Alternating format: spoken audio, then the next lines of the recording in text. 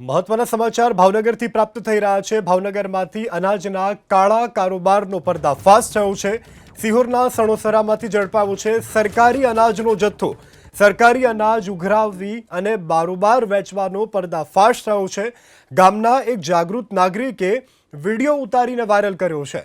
તો ફરીથી ગરીબોના હકના અનાજના કાળો કારોબારનો પર્દાફાશ થયો છે। ભાવનગરમાંથી સિહોરના સણોસરામાંથી ઝડપાયો છે સરકારી અનાજનો આ જથ્થો। સરકારી અનાજ ઉઘરાવી અને બારોબાર વેચવાનો પર્દાફાશ થયો છે। ગામના જાગૃત નાગરિકે આ વિડીયો વાયરલ કર્યો છે। તો સિહોર તાલુકામાં ફરી એક વખત અનાજના કાળો કારોબારનો પર્દાફાશ થયો છે અને કાળો કારોબાર સામે આવ્યો છે।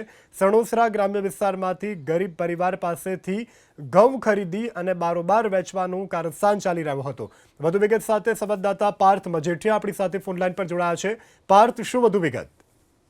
એ જણાવી દઉં, ભાવનગર જિલ્લામાં અવારનવાર જે પુરવઠા વિભાગનો જે જથ્થો હોય છે તે જપ્ત થતો હોય છે। ફરી એક વખત સિહોર તાલુકાના સણોસરા ગામેથી અનાજનો કાળો કારોબાર કરી રહેલા ઈસમો છે તે ઝડપાઈ ગયા છે। જોકે સ્થાનિક લોકો દ્વારા વિડીયો બનાવવામાં આવ્યો હતો। સ્વાભાવિક છે કે અગાઉ પણ સણોસરા ગામની અંદર ઘઉં અને ચોખાનો જથ્થો પકડાયો હતો, ત્યારે ફરી એક વખત જે પ્રમાણે ગરીબ લોકો પાસેથી રૂપિયાની લાલચ આપીને જે લોકો છે તે ચોક્કસ અનાજ મેળવી રહ્યા છે અને અનાજ માફિયા સુધી આ ઘઉં અને ચોખા પહોંચાડવામાં આવે છે। જે પ્રમાણે હાલ વિડીયો વાયરલ થયો છે તેમાં 3 ઈસમો છે તે ગાડી લઈને જઈ રહ્યા હતા અને ઘઉં અને ચોખાનો જથ્થો છે તે ગરીબ લોકો પાસેથી મેળવી અને અનાજ માફિયાઓ સુધી પહોંચાડવાનું આ કારસ્તાન ચાલી રહ્યું છે। તેની સામે ભાવનગર જિલ્લાનું જે પુરવઠા વિભાગ છે કે જે કાર્યવાહી કરવામાં પાની કરતું હોય તેવું લાગી રહ્યું છે, કારણ કે ભાવનગર જિલ્લામાં બે રોકટોક અનાજનો કાળો કારોબાર ચાલી રહ્યો છે, તેમ છતાં પુરવઠા વિભાગ અને સ્થાનિક તંત્ર મૌન બનીને તમાશો જોતું હોય તેવું લાગી રહ્યું છે।